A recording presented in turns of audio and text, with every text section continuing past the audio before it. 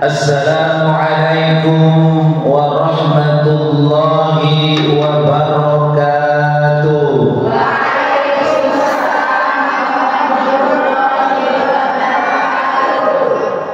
Innal hamdalillah wassalatu wassalamu ala Rasulillah Sayyidina Muhammad ibn Abdillah wa ala alihi wa ashabihi wa mawalah, la hawla wa la quwwata illa billah. Rabbi shrah li sadri wa yassir li amri wahlul 'uqdatam min lisani yafqahu qawli.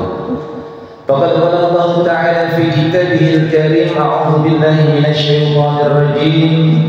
Ya ayyuhalladzina amanu taqullaha haqqa tuqatih wa la tamutunna illa wa antum muslimun.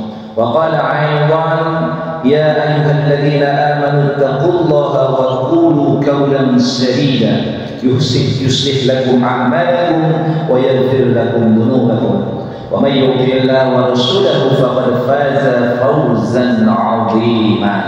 وقال رسول الله صلى الله عليه وسلم طلب العلم فريضة على كل مسلم والمسلمات. صدق الله وصدق رسول النبي الحبيب الكريم ونحن على ذلك من الشهيدين والشاكرين والحمد لله رب العالمين. Bu, udah makan belum? Pantesan suaranya ada nada suara perutnya tuh.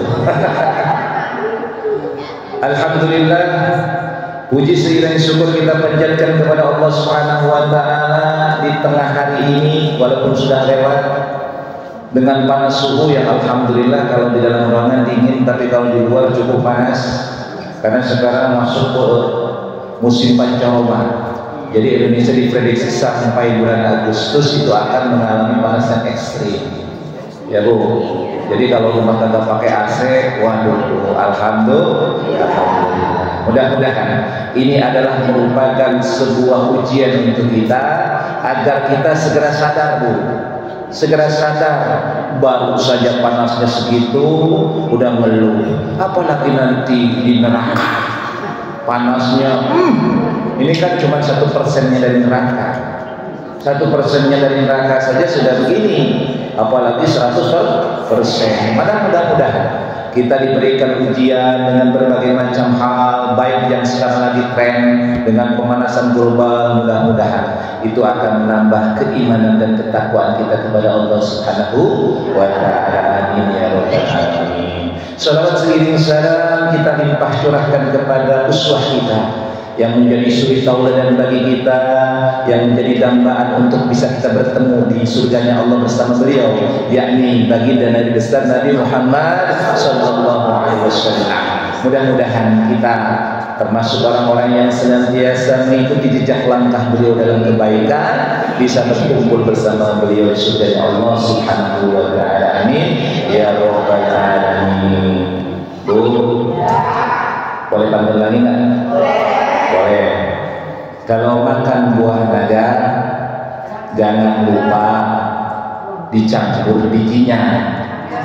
Kalau kita mau masuk surga kita harus tahu kuncinya. Nah, tema pada malam hari ini, siang hari ini menjelang malam nanti 2 jam lagi. Siang hari ini insya Allah berkaitan dengan yang disebut dengan miftahul jannah, kunci surga. Baginda Rasulullah SAW menjelaskan bahwa kunci surga itu setidaknya ada 3. Ada 3 kunci surga. Bu, ibu punya rumah mewah, ya di dalamnya emas berlian, di dalamnya makanan enak, pokoknya yang serba-serba menurut pandangan manusia luar biasa, lezat, nikmat dan lain sebagainya. Tapi rumah itu dikunci. Kira-kira bisa nikmati nggak? Nggak bisa. Kita butuh kuncinya. Nah, kita umat Islam ini pasti masuk surga. Yakin? Yakin. Kita ini pasti masuk surga, tapi butuh kuncinya. Nah, yang pertama kunci surga kata baginda Rasulullah SAW adalah syahadah. Syahadatain lah yang lebih sempurna. Dua kalimat syahadah. Bisa bersyahadat? Yo. Asyhadu an la ilaha illallah wa asyhadu anna Muhammadar Rasulullah. Saya bersaksi bahwa tiada Tuhan selain Allah, dan saya bersaksi bahwa Nabi Muhammad SAW adalah utusan Allah. Nah ini yang disebut dengan iman, ya Bu. Jadi ketika kita mengaku, memeluk, mengucapkan dua kalimat syahadat, maka pada saat itu kita sudah pegang kunci surga. Saya tanya, ibu kapan syahadatnya masuk Islam? Ayo, kapan? Pak, saya mah sejak di perut udah disahadatin. Bahkan ketika lahir saja sudah disyahadat, diazankan Pak saya. Ya syahadat saja udah di perut itu disahadatin. Mak bapaknya rajin banget ya baca surat Yusuf, baca surat Maryam. Ya, suka begitu kan? Kalau lagi hamil sudah baca surat Yusuf atau surat Maryam kan? Ya setidaknya kan itu yang diajarkan alim ulama. Agar kita mengikuti anak-anak kita, insya Allah kalau perempuan seperti Siti Maryam. Apa kehebatan Siti Maryam? Luar biasa. Ya, Siti Maryam kalau di mihrabnya itu makanan udah ada tanpa dicari. Sampai Nabi Zakaria saja terpesona dengan seperti itu. Dari mana ini makanan-makanan ini? Datang langsung dari Allah Subhanahu wa Ta'ala. Belum lagi hal-hal yang beliau adalah seorang ibu yang melahirkan Al-Masih Isa bin Maryam, seorang nabi yang besar, yang luar biasa, yang agung, yang nanti insya Allah di akhir zaman akan turun kembali dalam beberapa riwayat seperti itu untuk sebagai tanda-tanda akan terjadi kiamat besar. Ya Bu, tahu kiamat besar? Oh iya, ada gunung meletus saja kabur, ada gempa aja berburu keluar. Itu kiamat subro kecil. Kalau kiamat besar aku nggak bisa digambarin. Ya, kita kemarin mendengar petir kulur aja. Oh, itu baru sebut petir. Gimana kalau kiamat kubra terjadi? Na'udzubillahi min dzalik. Mudah-mudahan kita ini ketika kiamat itu terjadi, kita adalah orang-orang yang mendapatkan naungan dari Allah Subhanahu wa Ta'ala, mendapat keselamatan dari azab yang begitu luar biasa besarnya. Amin ya rabbal alamin. Yang pertama Bu, syahadat. Syahadat, alhamdulillah kita sudah bersyahadat, agama kita Islam. Ya Bu, tapi hati-hati, syahadat itu bukan hanya di bibir. Ya, kalau sebelum ngaji kita kan sering baca Raditu billahi rabba wa bil islami dina wa bi Muhammadin nabiyyan wa rasula. Terus wa bi, ya panjang lah kalau bayangin panjang lagi. Tapi poinnya itu adalah ya kita ridho Allah sebagai Tuhan kita ridho Islam sebagai agama kita ridho Nabi Muhammad sebagai Nabi dan Rasul kita. Nah itu. Nah ketika kita mengucapkan itu masuk di dalam hati, maka harus dikunci, jangan sampai kemudian ditolongkan. Karena banyak di antara kita agamanya Islam, tapi imannya gampang diombang-ambingkan. Karena iman ini dalam beberapa keterangan al-iman yazidu wa yanqus. Iman ini kadang nambah, kadang kurang. Kalau lagi bagus imannya, bawaannya pengennya sholat sunnah, bawaannya pengennya tahajud dulu, bawaannya pengen zikir dulu. Tapi kalau udah dikasih nikmat dikit aja, duitnya banyak, usahanya lancar, pengennya bawanya jalan-jalan dulu, belanja dulu. Ya Bu, artinya apa? Iman ini bisa berkurang dan bertambah, bertambah dan berkurang. Yang menyebabkan, yang pasal menjadi sebab bertambahnya iman adalah ketaatan. Jadi kalau kita melaksanakan ketaatan kepada Allah dengan amal-amal kebaikan, maka tambah iman. Ya Bu, coba Ibu, alhamdulillah dikasih rezeki sama Allah, tiba-tiba kita nyumbanglah membantu fakir miskin. Itu ketika kita membantu orang itu nikmat gak bisa? Nambah iman kita. Atau setidaknya tengah malam, ketika 2/3 malam kita bangun sholat tahajud, kemudian kita baca Quran, zikir, minta doa kepada Allah Subhanahu wa Ta'ala. Nikmat kan? Nikmat. Hati itu kayak kalau kita benar nih khusyuk melaksanakan hal-hal tersebut, ini hati itu seperti kita itu bukan ada di dunia, tapi hati kita itu sedang mengawang-awang di alam yang begitu luas dan lapang. Pernah mengalami begitu Bu? Coba insya Allah nanti dipraktekkan. Jadi kalau mau sholat itu kosongkan dulu hati dari berhala-berhala, Bu. Kadang-kadang kalau kita kan sholat itu suka dibawa-bawa ke berhala-berhala tuh. Ya, kadang-kadang kesel sama laki masih aja dibawa pakai sholat. Kadang-kadang kesel sama anak masih aja dibawa-bawa. Yang luar biasa itu bikinin jemuran mau hujan inget-inget juga. Ya, kadang-kadang kan sholatnya kita begitu. Makanya kata Allah nggak nyampe doanya. Orang kegantung keberatan sama duniawiyah. Jadi doa kita itu bisa naik kalau nggak digantungin, dibebani, diberatkan dengan duniawiyah. Jadi kalau kita doanya masih nyangkut-nyangkut urusan duniawiyah, berat untuk mengangkat ke atasnya. Ya Bu, itu makanya kalau kita sholat itu bersihin dulu tuh dari berbagai macam berhala-berhala. Ya berhala itu kan selain Allah. Apa yang dicintai, disukai selain Allah itu berhala kita. Ya, itu yang pertama. Jadi kunci surga adalah kita mengucapkan 2 kalimat syahadat dengan makna bahwa kita memeluk agama Islam. Masya Allah Bu, ahli surga semua itu. Ya, syahadatnya aja lancar, luar biasa. Tinggal nanti diamalkan. Karena ada konsekuensi Bu. Ketika orang mengucapkan 2 kalimat syahadat ini kayak orang kontrak di perusahaan. Ya Bu, Ibu yang pernah kerja kan ada surat kontrak tuh.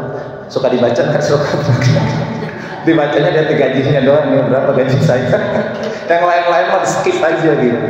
Padahal kita kalau itu tuh dibaca tuntas biar kita tahu apa hak dan kewajiban kita. Nah, ketika kita mengucapkan 2 kalimat syahadat, maka kita kontrak dengan Allah.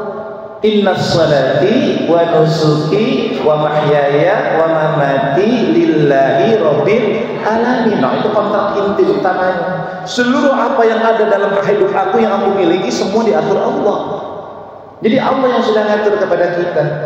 Maka konsekuensinya kita tidak boleh menyembah kecuali Allah. Kita tidak boleh mencari pertolongan, minta pertolongan kecuali hanya kepada Allah. Jadi kalau sekarang masih ada ibu-ibu datang ke para tidak normal, nanya-nanya, berarti imannya belum benar. Nggak boleh Bu, datang ke dukun, nanya-nanya A, B, C. Nggak boleh, karena itu merupakan larangan dari Allah Subhanahu wa Ta'ala. Apalagi kadang-kadang datang besok, tahun depan, tahun apa, tahun kucing apa tahun monyet. Ini usaha saya gimana, lancar apa tidak? Nggak boleh begitu. Itu sudah menyekutukan Allah, imannya nggak benar. Jadi iman yang benar itu tauhidnya adalah semua pasrah kepada Allah. Jadi gini Bu, kita diberikan nikmat, alhamdulillah ya Allah. Ini nikmat, ini hakikatnya Engkau berikan amanah kepadaku. Ketika ditimpa musibah, maaf, kita punya pasangan diambil oleh Allah Subhanahu wa Ta'ala, suami misalnya atau anak diambil oleh Allah Subhanahu wa Ta'ala, maka cukup kita inna lillahi wa inna ilaihi raji'un. Kita doakan, kita dari Allah dan kita akan kembali kepada Allah. Maka senyum kita, alhamdulillah suami saya kan, saya tahu suami saya orang yang soleh. Dan Allah menjelaskan, Rasulullah menegaskan tidak ada balasan untuk orang soleh kecuali di surga. Maka suami kita sedang menunggu kita di surga. Ya Allah, kapan saya akan menyusul ayahnya? Kan begitu. Ya kita kan tahu suami kita soleh, apalagi kita anak kita soleh ya Allah. Apalagi mana anak kita misalnya diambil oleh Allah Subhanahu wa Ta'ala sudah hafal 45 juz Al-Quran. Ya, Masya Allah, itu sudah nunggu kita di surga. Nanti ya, walaupun tidak 30 juz, tapi akan tetap menyematkan mahkota di paham kita sebagai orang tuanya. Ya Bu, yakin? Maka kuatkan iman, kuatkan keyakinan kita, syahadat kita pegang sampai wafat kita yang keluar syahadat. Jadi ketika kita meninggal, kalau bisa dan harus bisa, ucapkan asyhadu an la ilaha illallah wa asyhadu anna Muhammadar Rasulullah. Nah, itu harus didawamkan tiap hari. Karena nggak mungkin ucapan itu akan otomatis keluar kalau nggak dibiasakan. Biasakan Bu. Ya orang latah aja bisa ya. Maaf, orang latah gitu pada momen yang jorok-jorok tuh orang latah Itu kan karena kebiasaannya begitu, jadi latah. Kalau kita latahnya syahadat, cakep tuh. Dikagetin diri, asyhadu an la ilaha illallah, cakep banget tuh. Ya, setiap dikagetin langsung syahadat tuh. Itu meninggal insya Allah syahadat lain itu.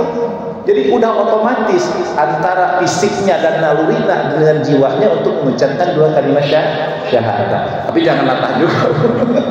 Repot kalau latah ya, Bu. Jadi ingat, pegang teguh sekuat kemampuan kita bahwa iman kita tidak akan pernah digadaikan dengan apapun. Karena Bu, hati-hati Bu, tantangan iman ini zaman sekarang besar banget. Zaman sekarang ini tantangannya ekonomi, dari masalah perut, tantangan dari masalah apa lagi? Kadal faqru ayyakunal kufra, kefakiran mendorong kepada kekafiran. Orang miskin itu gampang dikafirkan. Banyak itu cerita orang-orang yang tadinya bagus ibadahnya, tiba-tiba miskin, dia rela untuk pindah agama. Atau hati-hati juga dengan bujuk rayu cinta buta. Ini banyak terjadi nih pada remaja-remaja ya, Bu. Ada orang tuanya ahli ibadah, termasuk juga orang yang alim. Anaknya tiba-tiba kawin, dia murtad dengan orang yang beda agama. Ada yang begitu? Ada yang begitu di sini nggak? Nggak ada di sini mah, insya Allah. Di sini mah orang tuanya juga kelihatan solehah di sini ya. Terlihat di sini ahli ibadah, yang tapi bibirnya itu dijaga. Itu yang pertama ya, Bu. Jadi yang pertama adalah insya Allah kunci surga sudah kita miliki, yaitu mengucapkan dua kalimat syahadat. Lalu yang kedua, kunci surga adalah as-sholat. Sholat, Bu. Sholat. Apa artinya sholat, Bu? As-sholatu wa doa. Sholat itu artinya doa. Jadi kalau kita sholat itu hakikatnya kita lagi berdoa. Makanya sholat itu, di dalam sholat itu doa semua isinya. Coba kalau nggak percaya, dari mulai takbiratul ihram, Allahu Akbar, itu doa, ya Allah Engkau maha besar, sebagai sebuah pujian. Kemudian masuk kepada doa iftitah. Coba Allahu Akbar kabira, atau misalnya lain sebagainya, inna sholati wa, itu semua doa. Masuk ke Fatihah doa juga, isinya doa semua, doa pujian. Maka sholat itu ulama mengatakan ada maknanya doa, sebagai doa. Bu, nih orang sholat itu ada 3 macam. Ada orang sholat untuk melihat kualitasnya. Yang pertama, ada orang sholat tapi dia melaksanakan perbuatan keburukan. Ini namanya sholat jalan, maksiat jalan. Dia sholat dia, tapi maksiatnya jalan. Ada yang gitu? Ada. Sholatnya hampir nggak ketinggalan, tapi perbuatan keburukan juga jalan. Bibirnya jalan, bukan jalan-jalan bibirnya. Bibirnya masih juga ghibah, namimah, ngomongin orang, nyakitin orang, yang lebih parah fitnah. Nah ini sholatnya sih rajin, sholatnya rajin. Ini yang pertama. Nah orang yang seperti ini, Bu, orang yang seperti ini insya Allah dia masuk surga, tapi mampir dulu di neraka. Nah itu di akhirnya. Di dunianya bagaimana? Di dunianya insya Allah kan as-sholat, inna sholata tanha 'anil fahsya'i wal munkar, kan begitu. Fungsi sholat itu salah satunya adalah mencegah perbuatan keji dan munkar. Pertanyaannya, kenapa orang sholat ini bibir perbuatannya nggak bisa direm? Berarti ada yang salah nggak dengan sholatnya? Maka salahlah sholatnya itu ditegur oleh Allah Subhanahu Wa Taala dalam surat Al-Maun. Yuk kita baca bersama-sama surat Maun.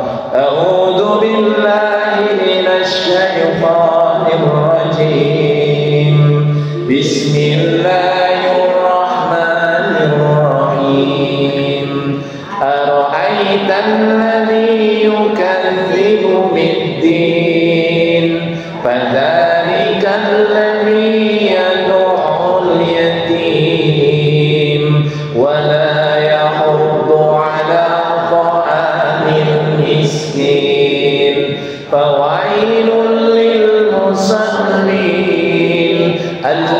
الذين هم عن صلاتهم ساهون الذين هم يراءون ويمنعون الماعون.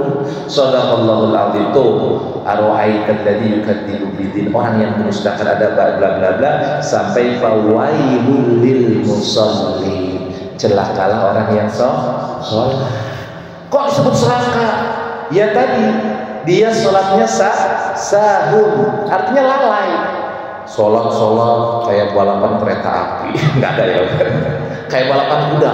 Ya lagi kemarin. Jadi sholatnya dikejar-kejar waktu, sholat Allahu Akbar, belum juga Allahu Akbar, ada yang begitu terus di sholat tarawih ya Bu. Kita lihat di media sosial gitu kan, sholatnya sih 40 rakaat, 23 rakaat, tapi cuman butuh waktu 7 menit, kan luar biasa. Ini lalai namanya.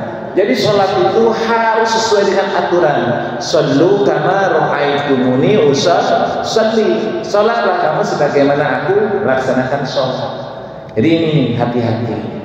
Orang pertama adalah orang yang sholat tapi tidak mampu sholatnya mencegah dari perbuatan keji dan munkar. Sebabnya adalah karena dia lalai dalam sholatnya, lalai gerakannya, lalai bacaannya, lalai hatinya. Nah Bu, hati-hati. Ya, ini celakanya. Jadi yang kedua, ada orang sholatnya dia mampu menghadirkan sholatnya benar, gerakannya benar, bacaannya ya benar, gerakannya benar, bacaannya, dan dia mampu melahirkan jiwanya di dalam sholatnya. Maka orang yang seperti ini adalah orang yang muflihun, orang yang beruntung. Maka orang seperti ini akan mampu diterima sholatnya oleh Allah Subhanahu wa ta'ala. Maka bukan fawailun tetapi khairul lil musallin atau fawjan lil musallin. Beruntunglah orang yang sholat, berbahagialah orang yang sholat, karena sholatnya khashi'un qad aflahal mu'minun alladzina hum fi sholatihim khashi'un. Beruntunglah orang yang beriman yang dia di dalam sholatnya adalah khusyuk. Jadi yang disebut khusyuk itu adalah benar gerakannya, benar ucapannya, benar menghadirkan hatinya di dalam sholat itu. Makanya kalau sholat itu coba pahami makna sholat di dalamnya. Misalnya maaf ketika takbir Allahu Akbar, hadirkan dalam hati kita, ya Allah Engkau maha besar ya Allah, hambanya seorang yang kecil ya Allah. Sehingga nggak kepikiran lagi itu kunci ketinggalan di motor, ya, nggak kepikiran lagi itu hal-hal yang lainnya. Kalau kita kan pengennya Allahu Akbar, belum baca beres bacaan udah lari kemana-mana. Makanya pantaslah kalau kita termasuk orang yang celaka dalam sholat. Makanya Bu, yang kedua tadi adalah orang yang khusyuk. Yang ketiga adalah orang yang seperti yang kedua, dan dia mengamalkan sholatnya di dalam kehidupan realitanya. Jadi sholat itu diimplementasikan, diamalkan dalam kehidupan sehari-harinya. Kok bisa sholat diamalkan, dipraktekkan dalam kehidupan sehari-harinya? Coba dulu, kalau sholat kita praktekkan di rumah tangga, indah. Sholat berjamaah praktekkan di dalam rumah tangga kita. Apa basicnya? Yang pertama, rumah tangga dasarnya adalah lillahi ta'ala, cinta kepada cinta karena Allah. Bullshit. Apaan orang gua nikah sama lu kaya kata mama gua.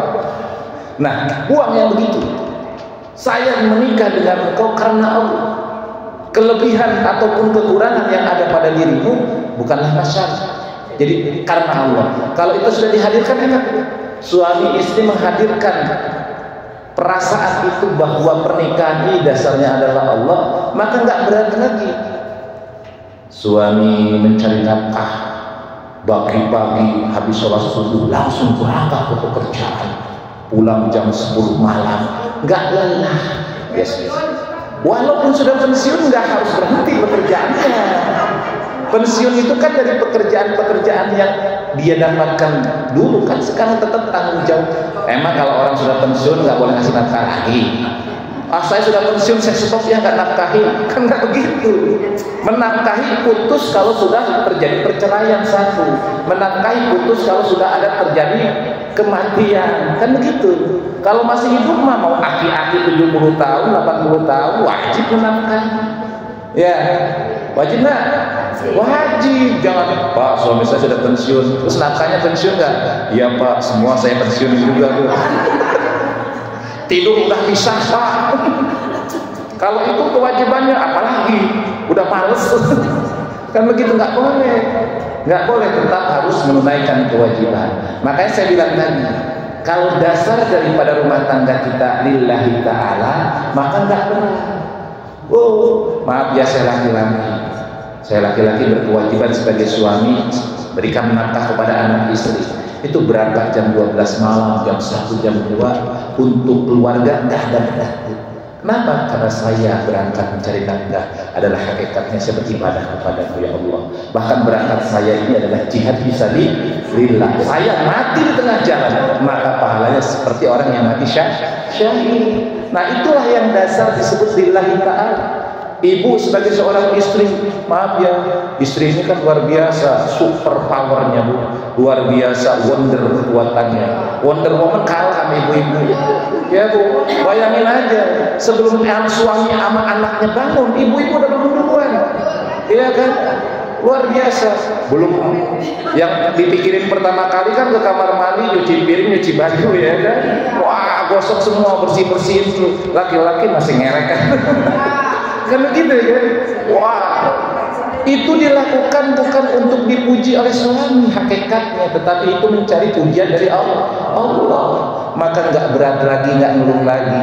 Walaupun kadang-kadang ada tuh, maaf sono yang dia kerja capek, lakinya dimaki-maki. Lu enak ya, kalian cuma di luaran, gua di rumah banting tulang, ngurus anak, ngurus ini, ngurus itu. Ada yang begitu dulu. Tapi kalau di sini mah kagak ada. Di sini mah insya Allah, di sini mah insya Allah sama aja.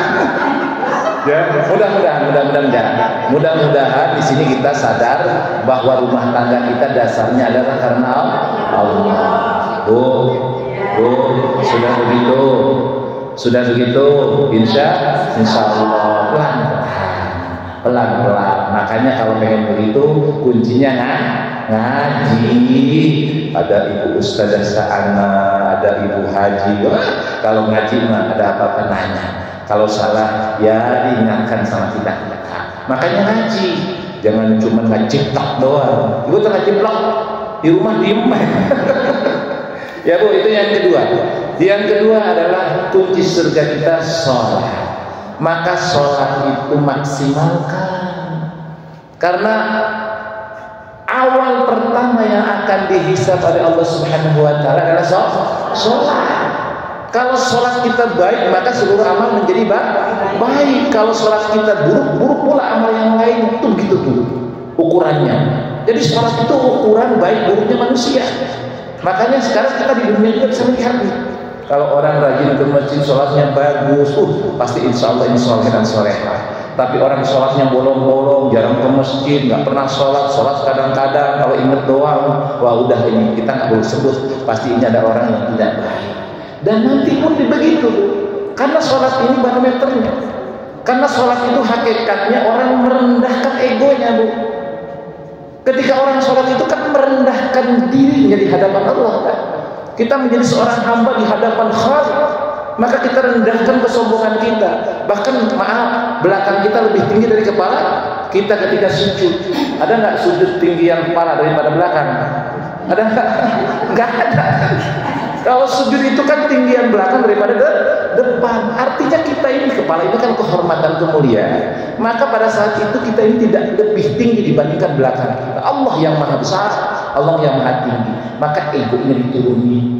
Karena kadang-kadang ribut-ribut ini masalahnya egoisnya muncul.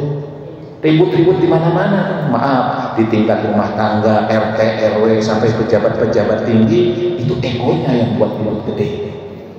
Itu tahu Korea Selatan, Korea Utara yang perang terus sekarang ini, Itu egonya itu. Tadinya itu satu keluarga sebenarnya. Gara-gara ego jadi pecah keluarga. Ibu tahu Nabi Ibrahim? Ibu pernah mendengar Nabi Ibrahim? Nabi Ibrahim ributnya antara Siti Sarah dengan Siti Hajar karena ego. Ya Bu, karena Nabi Ibrahim punya 2 istri ya Bu. Istri pertama Siti Sarah, yang kedua Siti Hajar. Siti Sarah nggak punya anak, tiba-tiba dinikah Siti Hajar punya anak, merasa cemburu, merasa tidak diperhatikan, kurang kasih sayang, maka muncullah egonya. Gua istri tua, lu sekian puluh tahun bersama gua, lu baru berapa tahun udah begitu, muncul egonya, maka meminta kepada Nabi Ibrahim untuk mengasingkan Siti Hajar. Nah ego Bu, sampai sekarang ibu tahu Yahudi, ibu tahu Israel, kenapa benci kepada umat Islam? Itu karena ego, berimbas dari kisah rumah tangga tadi kan. Awalnya itu karena mereka merasa bahwa turunan Nabi Isa adalah yang berhak untuk menjadi nabi dan rasul. Sedangkan turunan Ismail itu disebut turunan budak. Disebut maaf sebagai pelakor bahasa sekarang. Muhammad itu anak cucu pelakor, budak dia. Karena Siti Hajar memang dia adalah budak pada saat itu. Tapi budak itu bukan budak, maaf, kalau kita kan budak gosong, hitam, jelek gitu. Kalau sebut budak kan begitu kan dalam pemikiran kita. Kayak kita sebut Arab Baduy gitu misalnya, kalau dengar dalam kisah atau cerita, kalau sekarang kita ketemu Arab Baduy itu mah orang Arab yang hitam serem gitu kan ya. Padahal nggak begitu sebenarnya. Arab Baduy itu Arab kampung lah gitu. Nah, kejadian itulah yang berimbas. Maka Bu, di rumah tangga kita turunkan egonya. Kalau suami lagi tinggi, kita rendah. Itu Bu, jangan suami lagi tinggi, semakin tinggi. Udah kayak bensin disiram air disiram bensin, api disiram bensin, semakin gede. Turunin egonya. Maka insya Allah kalau suami lagi tinggi, buru-buru kita rendah. Nanti suami lagi rendah, kita yang tinggi. Ya enggak bakal beradu. Kalau kita lagi maaf, kita kan kadang kesel Bu, ya kan? Namanya capek ngurusin anak di rumah tangga, ngerjain deh. Kan kadang-kadang maaf saja kesel juga itu ngelihat. Kadang-kadang suka naik tuh Bu. Nah suami yang baik jangan ikut naik, rendah. Makanya kan kalau misalnya maaf kita lagi marah lagi kondisi berdiri, buru-buru duduk. Kalau duduk juga kagak bisa, buru-buru ngambil air wudu. Kalau air wudu juga masih panas, buru-buru sholat. Kalau sholat masih panas juga udah ngambil selimut tidur. Ya kan begitu jurusnya. Ya, kunci kamar tidur, biarin suami itu di luaran. Ya, kalau perlu lempar tuh bantal di luar. Ya, bukan nggak begitu, ini sudah intermezzo. Jadi yang kedua, kuncinya surga dari Allah Subhanahu wa taala adalah sholat. Jaga sholat kita ya Bu. Bahkan wasiat yang paling utama untuk anak kita adalah sholat. Ibu sudah punya anak, sudah punya cucu ya Bu. Saya rasa di sini kan udah banyak yang punya cucu nih, yang punya sudah nanti juga punya, insyaallah ya. Ya mudah-mudahan diberikan cucu yang soleh dan solehah. Anak, wasiat yang paling hebat, paling luar biasa ke anak kita. Nah, kamu dimanapun berada, mau kamu di ujung bolong, ujung barat, ujung timur, negara A, negara B, kamu jangan pernah tinggalkan sholat. Kalau perlu dan harus, kita siapkan sajadahnya. Kita siapkan kalau anak perempuan kita asih mukallahnya. Kalau laki-laki kita siapkan sarung dan kain dan baju kokohnya, dan selipkan di situ, sempurnakan, berikan Al-Qur'an. Nah, jaga sholatmu, jaga baca Quran, jangan engkau tinggalkan kedua ini. Maka Bu, percaya sama saya, percaya enggak? Jangan musyrik. Percaya, Allah mengatakan, Rasulullah menegaskan, kalau orang menjaga sholatnya, menjaga tilawatil Quran, membaca bacaan Quran, maka insya Allah orang ini akan terjaga dari perbuatan-perbuatan buruk dan maksiat.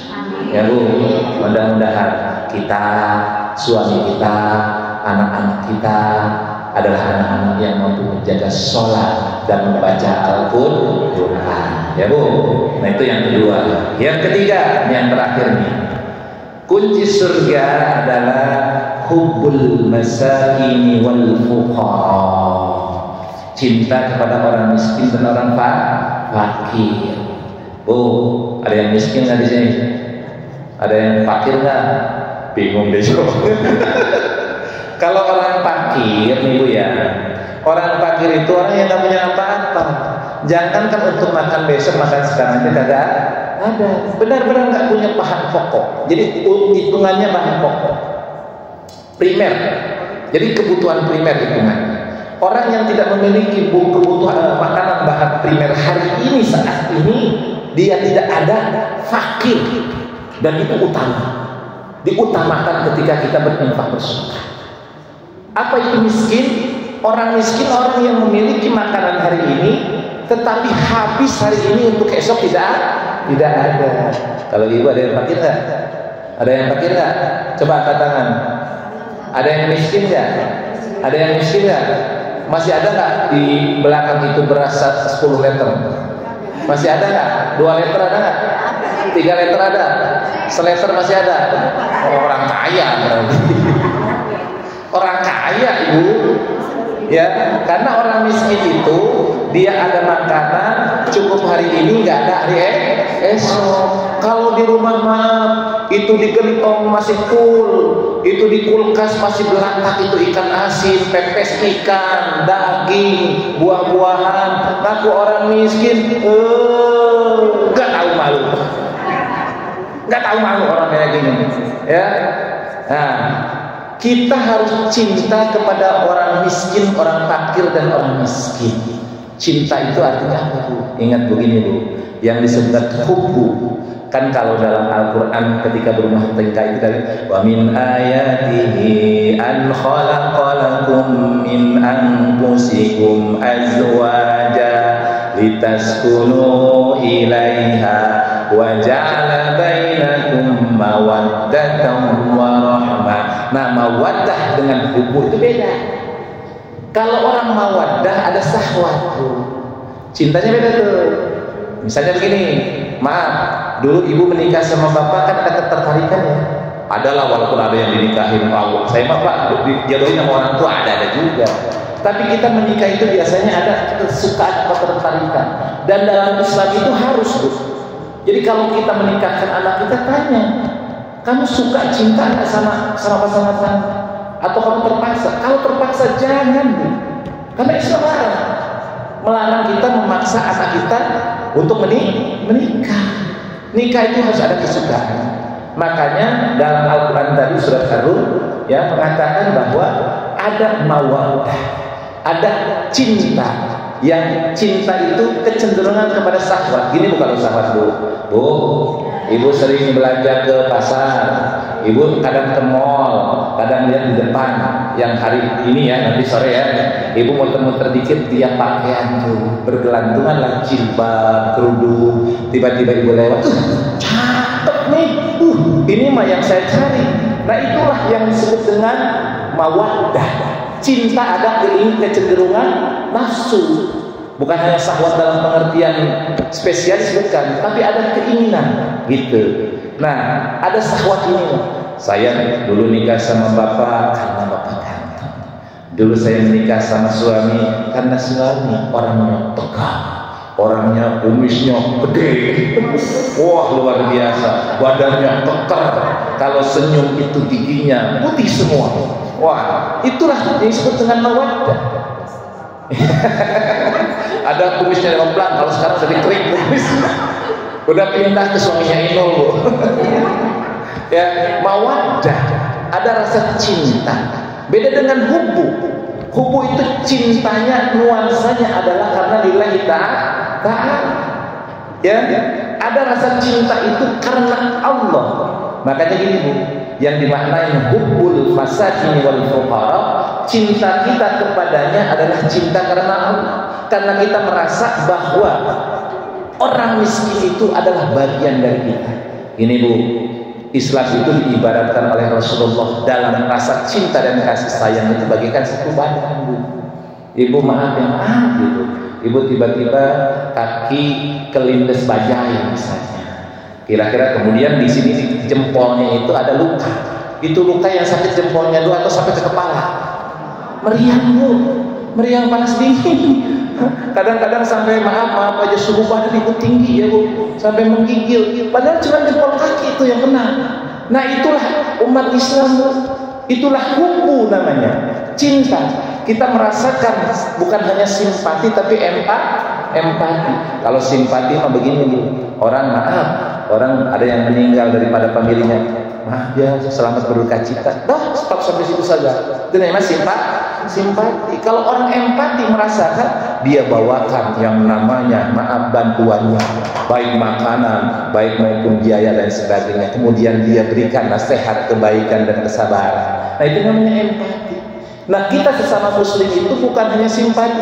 Kamu miskin, kamu fakir, kasihan deh. Jangan begitu dong. Ya, jangan malah mampus lu, jangan begitu juga. Lebih parah lagi. Tapi kita sebagai sesama muslim, maka melihat orang fakir miskin, cinta kita. Cinta karena Allah, sehingga dampaknya adalah kita mau memberi dengan apa yang kita miliki. Maka ketika kita melihat fakir miskin, tetangga di sebelah kiri di kanan, jangan jauh-jauh dulu deh. Lihat tetangga kita, lihat saudara kita, lihat keluarga kita.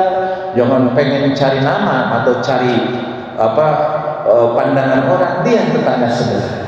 Maka tergeraklah hati kita untuk memberikan sesuai dengan kemampuan kita.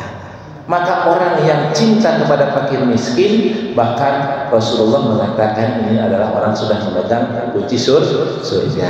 Ya, Bu, kita berdoa kepada Allah Subhanahu wa taala, mudah-mudahan kita adalah orang yang terhindar dari kefakiran dan kemiskinan.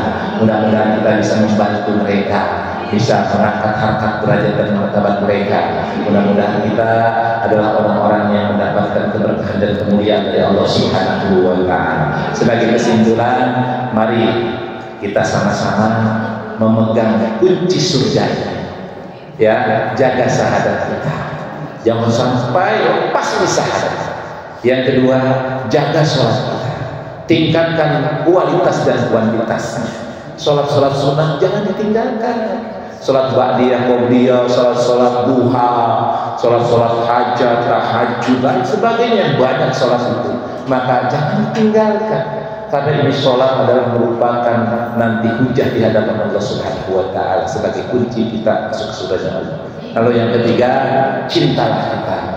Ringankan tangan kita untuk membantu orang-orang yang kekurangan, yang sebelumnya fakir miskin. Mudah-mudahan Allah Subhanahu wa taala senantiasa memberikan kekuatan kepada kita untuk mampu menjadi orang-orang yang istiqomah di dalam iman wal Islam. Di akhir pengajian ini, mari kita sama-sama bermunajat kepada Allah Subhanahu wa taala. Astaghfirullahaladzim. Astaghfirullahaladzim. Astaghfirullahaladzim. Li wa li walidayya wa li jami'il muslimina wal muslimat wal mu'minina wal mu'minat al ahya'i minhum wal amwat. Allahumma anta rabbi la ilaha illa anta khalaqtani wa ana abduka wa ana ala ahdika wa wa'dika mastata'tu a'udzu bika min syarri ma sana'tu abu'u laka bi ni'matika alayya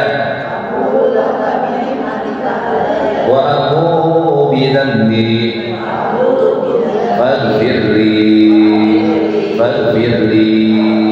faghfir lana fa innahu ghafiru dhunuba illa anta. Asyhadu an la ilaha illallah wa asyhadu anna Muhammadan Muhammadar Rasulullah, asyhadu an la ilaha illallah wa asyhadu anna Muhammadar Rasulullah, asyhadu an la ilaha illallah wa asyhadu anna Muhammadar Rasulullah. اللهم صل وسلم على سيدنا نبينا وشفيعنا ومولانا محمد وسلم رضي الله تبارك وتعالى برسول رسول الله اجمعين. امين يا الله يا رب العالمين. اللهم لك الحمد انت نور السماوات والارض ولك الحمد انت قيم السماوات والارض ولك الحمد انت رب السماوات والارض ومن فيهن انت الحق وعبدك الحق ولقاءك الحق والجنه والنار والساعه حق. اللهم لك اسلمنا وبك امنا وعليك توكلنا وإليك أنبنا وبك خصمنا وإليك حكمنا فاغفر لنا يا الله ما قدمنا وما أخرنا وما أسررنا وما أعلنا وما أنت أعلم به منا. أنت المقدم وأنت المؤخر وأنت على كل شيء قدير. اللهم ya Allah, pada siang hari ini di tempat yang mulia ini kami bermunajat kepadamu ya Rahman ya Ghafur. Ampunlah segala dosa dan kesalahan kami, dosa yang disengaja maupun yang tidak disengaja, dosa yang tampak maupun dosa yang tersembunyi, dosa yang kami ketahui maupun yang tidak kamu ketahui. Allahumma ya Allah, ampunlah pula dosa dan kesalahan kedua orang tua kami. Rahmati dan sayangilah mereka sebagaimana mereka menyayangi kami, membimbing kami di waktu kecil. Allahumma arhamna fa innaka khairur rahimin. Allahumma rizqna fa innaka khairur raziqin. Ya Allah, berikanlah kasih sayang untuk kami, untuk keluarga kami, untuk kaum muslimin wal muslimat, mukminin wal mukminat. Berikanlah kepada kami rezeki yang penuh dengan keberkahan, rezeki yang penuh dengan kelapangan. Jadikanlah kami mampu untuk membantu, memberi kepada orang-orang yang kekurangan dan membutuhkan. Jadikanlah kami orang-orang yang istiqamah di dalam syahadat kami. Teguhkanlah syahadat kami, wafatkanlah kami dalam mengucapkan dua kalimat syahadat. Allahumma ya Allah, jadikanlah kami orang-orang yang senantiasa menegakkan salat, orang yang mampu melahirkan salat, melaksanakan salat secara khusyuk ya Rahman.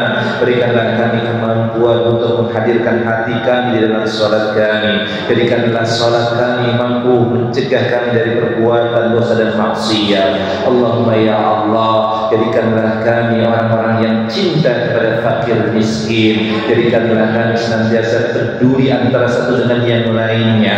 Tumbuhkanlah rasa cinta kasih sayang di antara kami. Jadikanlah kami bagaikan satu tubuh yang ketika salah satu anggota menderita, maka yang lain ikut merasakan penderitaan itu. Ya Allah ya Tuhan kami, jadikanlah jamaah yang sekarang dikumpul di majlis ini adalah jamaah yang penuh dengan kasih sayang.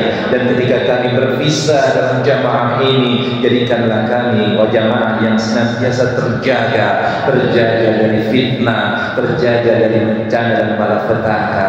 Jangan kau jadikan jamaah yang berkumpul di tempat ini adalah jamaah yang dilaknati. Allahumma ya Allah, jadikanlah kami, keluarga-keluarga kami, keluarga yang sakinah, mawaddah warahmah. Jadikanlah anak-anak kami anak-anak yang saleh dan salehah. Jadikan mereka adalah penghafal Al-Quran, penjaga Al-Quran, dan mampu menegakkan dan mengamalkan Al-Quran dalam hidup dan kehidupannya.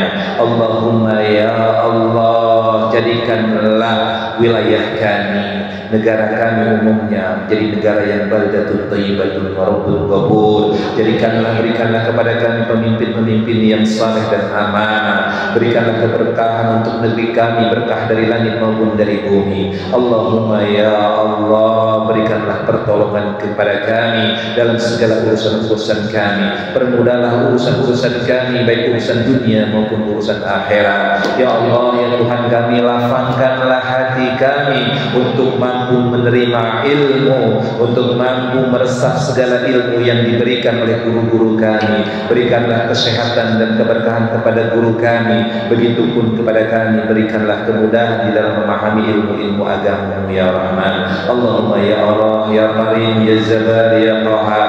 Terimalah segala permohonan kami. Rabbana atina fid dunya hasanah wa fil akhirati hasanah wa qina adzabannar. Walhamdulillahi rabbil alamin. Barakati al-Fatihah. A'udzu billahi minasyaitonir rajim. Bismillahirrahmanirrahim. Alhamdulillahi rabbil alamin arrahmanir rahim maliki yaumiddin.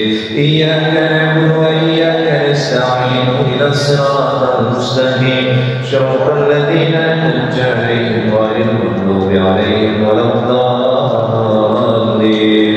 Amin. Demikian, kurang lebihnya saya mohon maaf. Usikum wa nafsi bittaqwallah. Assalamualaikum warahmatullahi wabarakatuh.